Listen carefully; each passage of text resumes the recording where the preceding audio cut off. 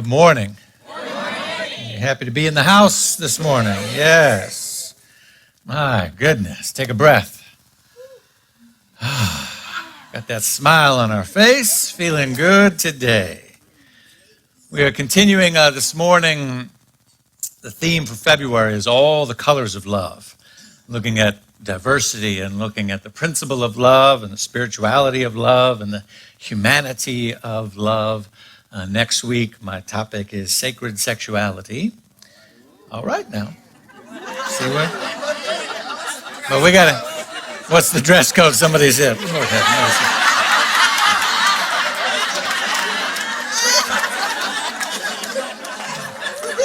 Well, we are as a come as you are church, so I don't think we can change that now. I think that would be disingenuous, so my. But we got to get through today first to get there. Last week we looked at Bell Hooks's work, New Vision of Love, and talking about living in an ethic of love. And what does that mean? To live in a vibration of a love ethic as community means that we have to see each other, recognize each other, feel our oneness and connection with each other. Because if we don't see each other and see ourselves as connected with the diversity of humanity, then there is no moral obligation to extend love to each other. Today I'm going to pick up where I left off on that and take it a little bit further. This week, focusing on the work from African-American author Sonia Renee Taylor, wonderful movement called the Body Positive Movement, all based around her book called Your Body is Not an Apology. So we're looking at the body of God, we're looking at our bodies physically, we're looking at all of those elements, both spiritually and physically, this notion that our body is not an apology, how to create radical self-love and acceptance for who we are in our body. Does that sound all right with you? That's where we're going today.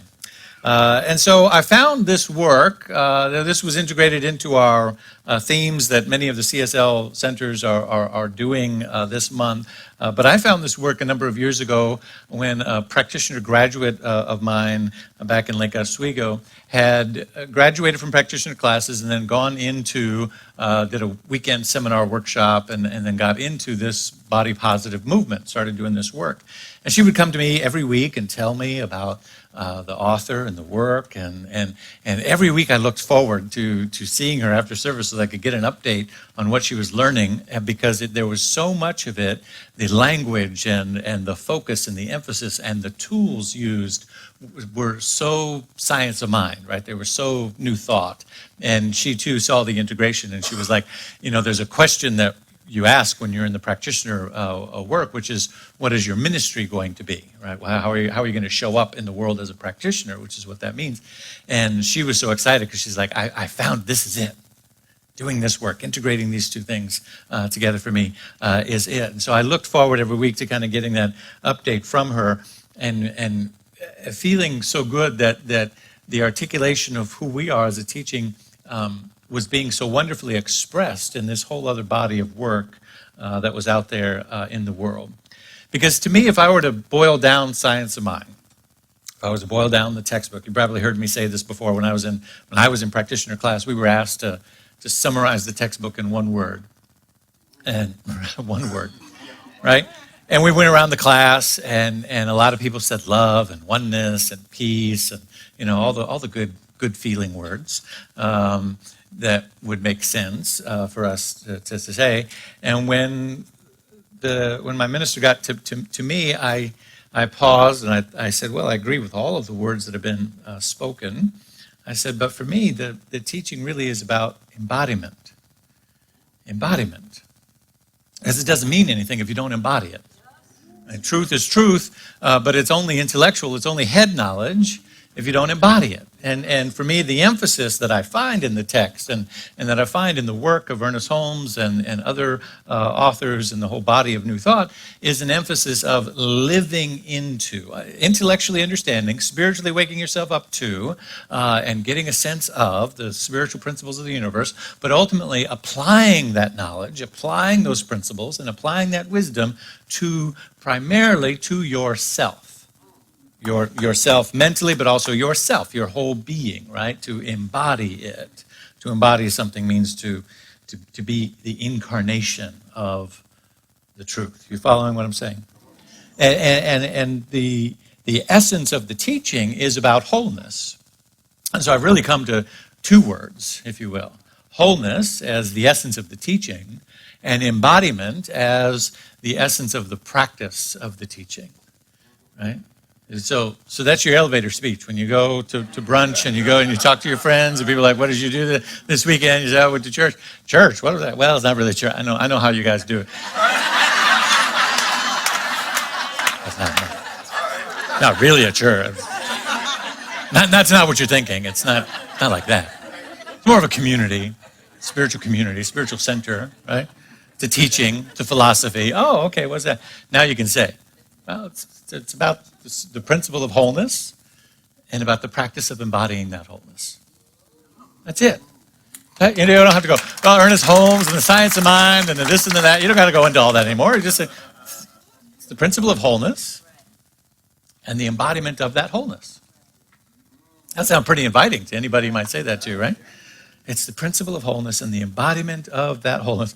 And that means what I gained growing up in this teaching that, okay, this whole thing, all of the fancy words and all of the wonderful ways of articulating it, it's ultimately about the wholeness of the universe, the wholeness of spirit, the wholeness of the principles, and to embody that through my consciousness, to walk with that, to apply it in my life. And what that means is that I am always a work in progress. Right? I'm always, at any moment, I am a perfect embodiment of my understanding. But I'm never done, right? I'm not carrying around a perfect understanding that I got 5 years ago. I'm carrying the perfect understanding that I have in this moment. And I'm currently not holding the perfect understanding that I'll have 5 years from now. I can only embody in any one moment the perfect understanding that I have in that moment. So I'm always a work in progress. I'm always growing. I'm always expanding my awareness, applying it, trying it out, getting insights, learning from the world of effects in the body around me and my own body, wisdom, etc. I'm always learning and growing, but I'm always a work in progress. And so are you. And because we're always works in progress, we need each other to be reminded, right? And for me, that's why you created spiritual community, right? Because you needed the space to be in the healing presence of remembering who you are, right? That's what we do here. So that place you go, what is that about? It's about the principle of wholeness and embodying that wholeness. Well, what do you guys do? Well, we create the space for the healing of remembering who we are. That's what we do. And we have fun. We do it through music, and we do it through meditation, and we do it through insight and intellect and insights. We do it through all of these wonderful tools and ways. But that's ultimately what we're about, is creating the space for the healing and remembering of who we are. You know another word for that? Therapy. The root word of therapy is healing. To be in a healing atmosphere, right? So you're in therapy right now. Go ahead, look at your neighbor. Say, you're in therapy right now. Now. Okay, some of you guys are having too much fun telling your neighbor. Dial it back a little bit, because you're in therapy too. Right? We need each other in the atmosphere of community to create a therapy, a healing atmosphere for the remembrance of who we are. Now, I don't know about you, but I needed it so badly. I needed to be reminded of it so deeply that Spirit said, well, you're going to be a minister, right? If you ever get, you know, those who teach are the ones who need to know, right? So Spirit to me was like, look, you need to stay so on top of this that you're not going to be able to do anything else, right? It's going to have to be your full-time job so that you stay. And not only that, you're going to study, you're going to read, you're going to take classes. You're never going to be done with classes. We'll give you a certificate along the way, but you're never going to be done. And then you're going to need to surround yourself with a few hundred people to keep you on track and keep you accountable so that you keep reading. You understand what I'm saying? See, I need church, I need spiritual community like some people need 12-step, right? Like I show up and, like I need this to keep me on track. My name is David.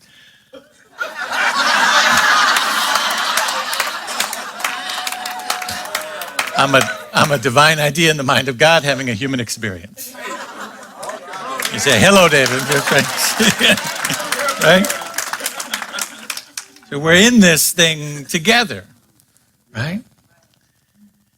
So let's talk about what it means to be in this thing together in our physical selves, in the body temple.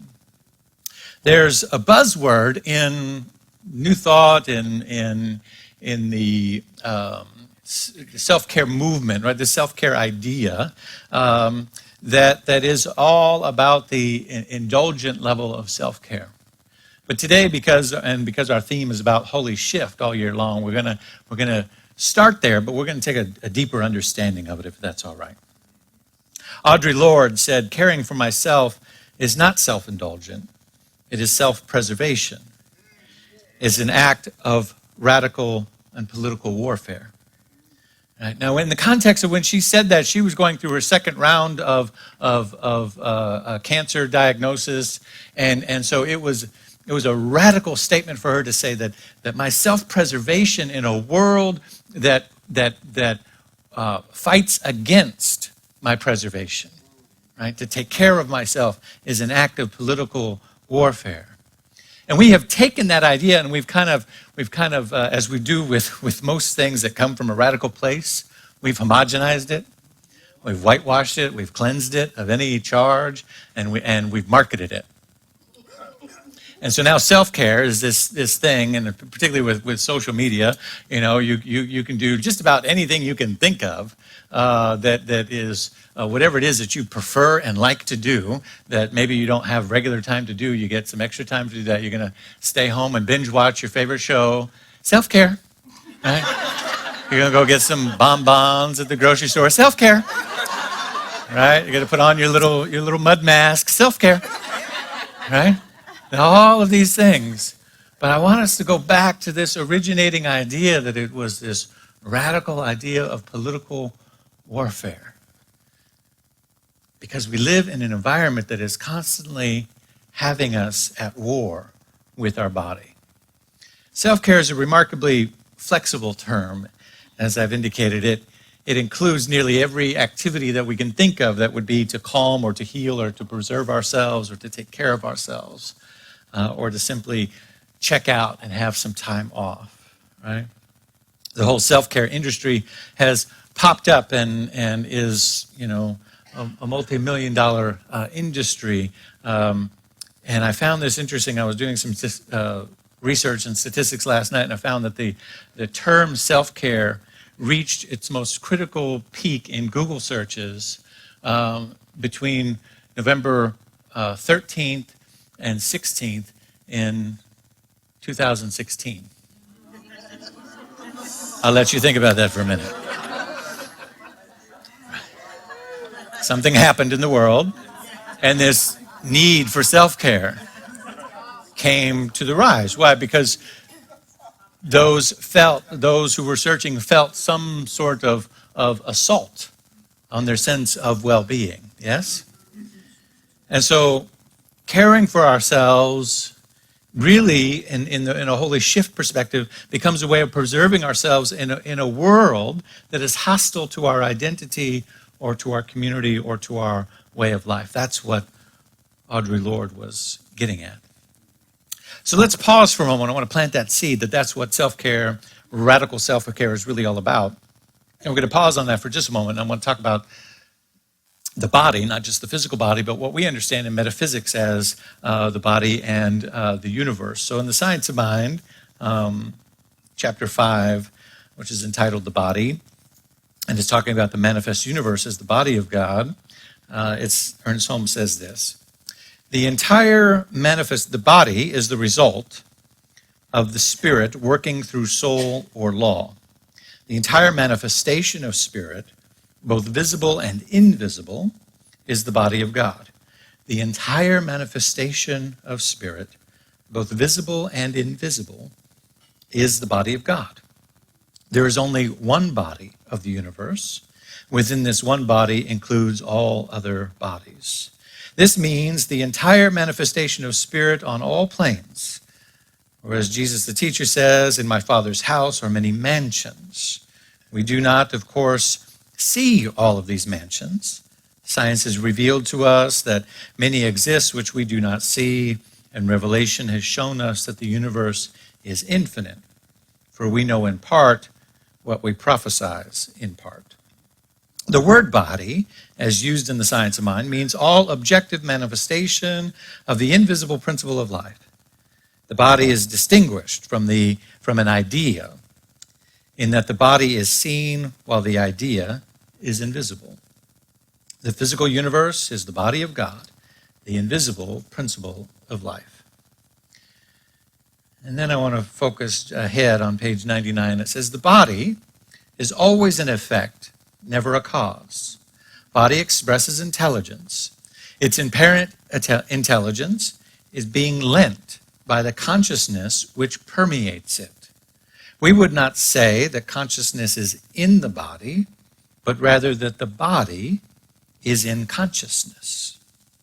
I'll say that again. We would not say that consciousness is in the body, but that the body is in consciousness. There's an intelligence that permeates the world of effects, permeates the body or the world of conditions. And then the next paragraph down, perhaps the human body is an exact counterpart of the invisible body, which is non-material, and as we now understand matter on the physical form. The physical body is evolved for the purpose of allowing consciousness to function on this plane. The body is necessary to this plane, since it is only through a physical body that we can properly function here. To say that the body is unreal is a mistake, but it is real as an effect, not as an entirety, or as an entity. So the physical body is the manifestation of the invisible idea behind it. That means that, again, as I already said, that at all times, you are a perfect representation of your current understanding. Your body is a perfect representation of your current understanding. But the body is constantly evolving, spirit's constantly evolving, your awareness of the intelligence of the universe is constantly growing through the feedback systems, both built in your body and in your mind, and in the world of effects around you, your feelings, emotions, etc. We're exploring these ideas in the self-mastery class on Monday nights right now. And so you're constantly growing in your awareness, and so the body is growing as a result. Always an effect, never a cause. To summarize that, what does that mean? It means that that infinite thing called spirit ought to have an infinite amount of expressions, right? That there is no perfect body, there is no perfect form, there is no perfect idea. There is simply the infinite expression of an infinite idea through the world of form. That means that whatever state your body is in that moment is a perfect idea of a perfect God. And when it changes and evolves through your own effort or through the simply biological evolutionary process, then in those moments and every moment to follow is also a perfect idea in the perfect mind of God. And so there becomes a growing acceptance of not only the diversity, but also the evolutionary stages of who we are as a body. You're following what I'm saying? It's always growing and changing. If it's an effect, then it's always perfect in this moment. Yet somehow we have idolized a particular version of the body, a particular version of ourselves, as a measure or a standard against which we judge both ourselves and everybody else. Have you noticed? We've immortalized the body image, or more specifically, a specific body image, which was and our current collective amnesia that we still have this, or hypnosis we have about this. It comes from the Greeks and the depiction of the Greek gods in perfect human supernatural form, and the Romans in the formation of the Olympics. And these guys were so into this that they would stop war to play Olympic Games. Did you know that? They would cease, they would be at war with each other, and they'd stop, and somebody would be like, can we play a game? Okay, stop. Let's see who's the best. Right? And they go back to killing each other. But first they wanted to see who get the blue ribbon. Right? And so we've standardized and immortalized and set as some perfect idea against which we measure, and that has trickled down to today's collective consciousness, which creates a hypnosis that has us in constant warfare with our body. I find that when I have this conversation with people that most women understand what I'm talking about. Men sometimes are unconscious to it, but don't let that mistake you that there's not a constant warfare against men's bodies as well. The idealization of what we should look like and how we should be and all of these different things. It is on both sides of the aisle, and especially in those places in between as well. And so suddenly what happens is our bodies, out of that collective consciousness and that immortalization and standardization, our bodies became politicized in the social state and commodified in the marketplace. Politicized in the social state and commodified in the marketplace. Because you see, if God chose these bodies, then perhaps God didn't choose these bodies over here. And if God chose these bodies over here, then these bodies over here would have the free will to exploit these bodies over here for their own purpose and their own gain.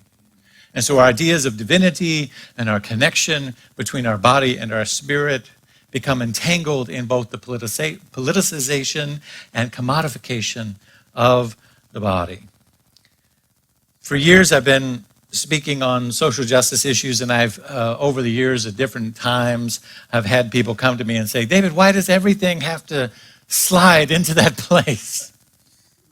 Right? Why does every message, why can't you just have one that's over here, you know? And I'll say, because we walk in a highly politicized world.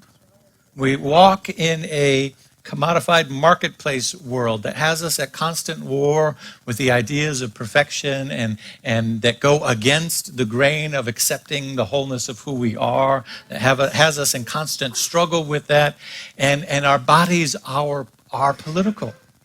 Our bodies are extremely political, and I begin to break it down with them in a number of different ways, and Sonia Renee Taylor has some of these in her book as well, and some others that I have added.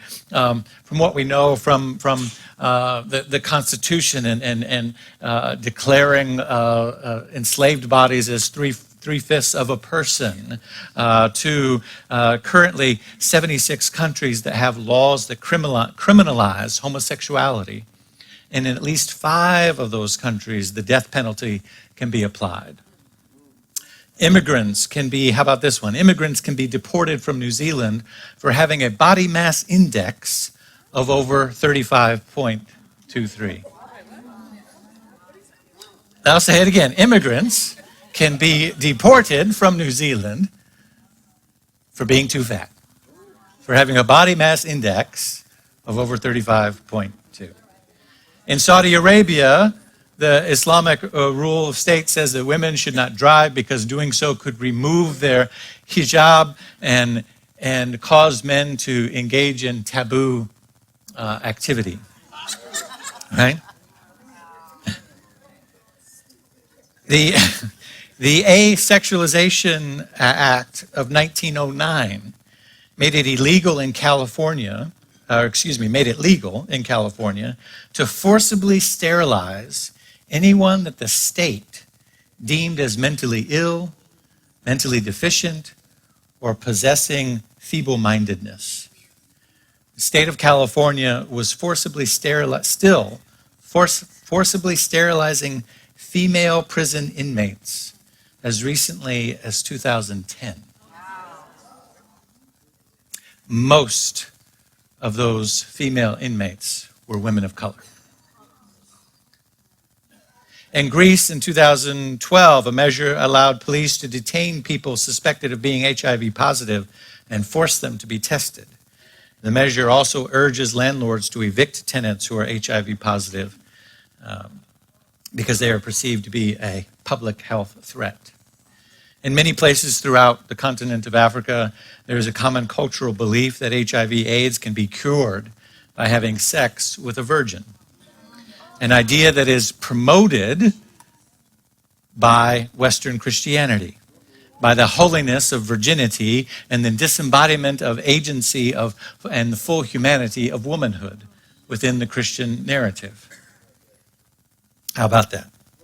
The cultural appropriation of black hair and black culture, juxtaposed to the discrimination that we've recently seen of the young men in Texas not being able to graduate if they don't cut their locks.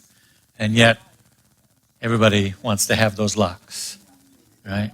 The commodification and secularization or whitewashing of those body images and ideas, while at the same time discriminating against them.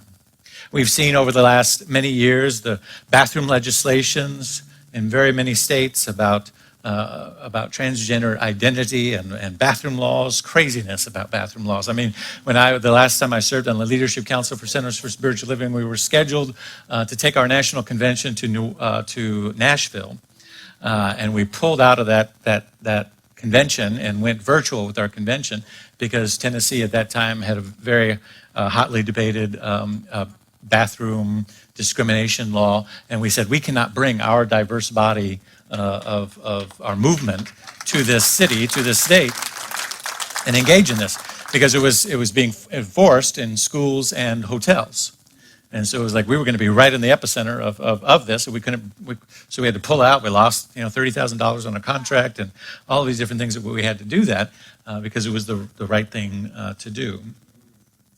We've seen there's currently 13 states that have legislation to block, to make it illegal for families and young people who are going through transgender identity issues. There's hormone blocking that they can take.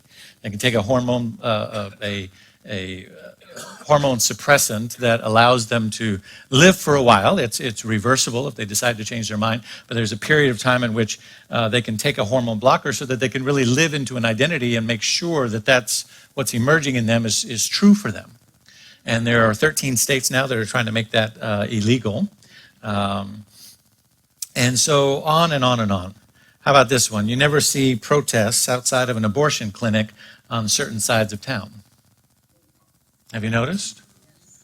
Do I need to make that one more clear? You understand? You understand what I'm saying? The abortion clinics that are off of MLK Boulevard in most cities. I don't know about Atlanta, but in most cities, it's certainly true in Portland, where I've lived for 17 years. You never see the Christian right protesting abortion at those clinics. They're always on the white side of town. Right? Those babies are worth saving, but it's not worth the time to protest in any other part of town. I was struck and deeply moved this last week when I learned that February 5th would have been the 25th birthday of Trayvon Martin. And as a father of young black men, it struck me deeply. I actually had some shame about it because I didn't know in advance. It popped up on social media, and I felt as if, as a minister and public person and social justice warrior, it's like I should have known this.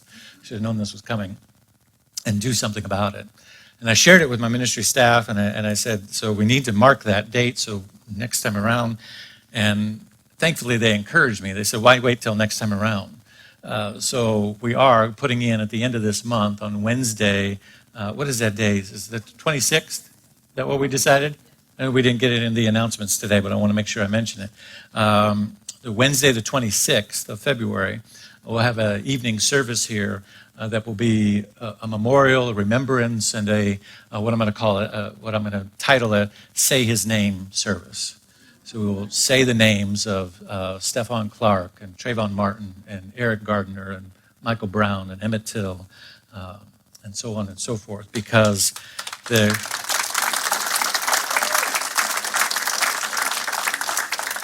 So I invite you to put that on your calendar. It'll be an emotional service. We'll light candles. We'll say their names. We'll say a few words, sing some songs, and create a space for anybody who needs to speak, but mostly for that we can keep in our hearts a remembrance of the disproportionate risk that young black men face. And it's not lost on me because my eldest, who is about to be 15, is just a blink of an eyes away from being outside of our everyday reach. Right now, if he's got to go somewhere, he's got to go with me, or he's got to go with mom, right? But pretty soon he'll have his own car, and, well, not too soon, but you know what I'm saying. Gonna have to earn it first. But you understand, right? That moment is not too far in our future. And it's not lost on me the disproportionate risk that every parent wants their child to be safe when they're outside of their presence. There's a disproportionate weight that's placed. And it's all because we have racialized our bodies and how we think about bodies and how we interact with bodies. The master teacher Jesus said that the greatest commandment was to love our neighbor as we first love ourselves. And I've often taught from this particular scripture that this idea that maybe that's exactly what the problem is. Maybe the problem is that we are loving each other exactly as we love ourselves. You see, because if we don't love ourselves, then we can't possibly treat other people with more kindness and more justice and more peace. And so as Sonia Renee Taylor says in her book, Your Body is Not an Apology, she says, our life did not start in negative partnerships with our bodies. She says, I've never seen a toddler lament the size of their thighs. Right? Or the squishiness of their bellies. Children do not arrive here ashamed of their race or their gender or their age or their disability. Babies love their bodies. Each discovery, each encounter is freaking clear, direct relationship from the beginning. And so radical self-love demands that we see ourselves and each other in the fullness of our complexities, our intersectionalities, if you will, and create space for those intersections. And so how do we get there? Sonia Renee Taylor says this: there are three pieces that we need, and peace is P-A-C-E, three ways of peace that we need to make. She says, first, make peace with not understanding. Make peace with not understanding. Perhaps you don't understand why you got the body that you got. Perhaps you don't understand why somebody else has the body that they have. Perhaps you don't understand what's happening with your body. Perhaps you don't, whatever it is that you don't understand. But she says the moment we liberate ourselves from having to have everything figured out, we enter a radical space of empathy. Make peace with not understanding. Secondly, make peace with differences. Our bodies are diverse in sexual orientation, in gender expression, in ethnicity, size, physical attributes, in mental health, in ability. Normal is only a setting on the dryer. You've heard that before, right? It's not a standard for living. So make peace with differences. Embrace and accept those differences. And finally, most importantly, most powerfully, make peace with your body. Make peace with not understanding. Make peace with differences. And make peace with your own body. She says, hating your body is like finding a person. I love this. This description is wonderful. Hating your body is like finding a person who you despise and then choosing to spend the rest of your life with them. Right? While loathing every moment of the partnership. Huh? I can't stand this person. But I'm going to be arm in arm with them everywhere that I go. And hate every moment of it. Why would you do that? Right? Why would you do that? So making peace with your body is a radical act of revolution.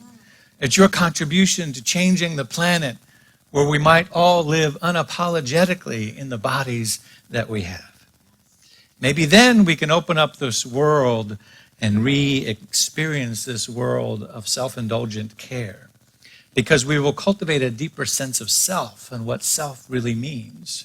What if self-care isn't the individualized self, but the one self, the God self that is the many of us? What if self-care actually linguistically began to shift to the idea of communal care? What if I wasn't so self-absorbed in taking care of my needs, but understanding that I needed to create a space so that you could take care of yours? And that taking care of myself meant to make sure that you had room to take care of your needs, right? Would we spend our time legislating who could use what restroom, or who could serve in the military, or who could all of the other things? No, we would completely change the dynamics, because here's the powerful truth of all of this. When I'm no longer at war with my body, then I will cease making war with yours. When I'm no longer at war with my body, I will cease making war with yours. So I invite you to take a deep breath. Invite the practitioners to come up and join me in prayer.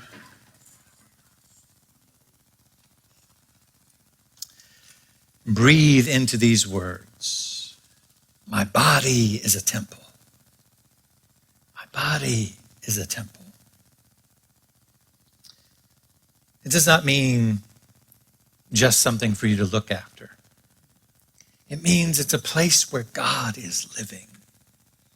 You go to the temple to worship the divine, and the body is the walking temple.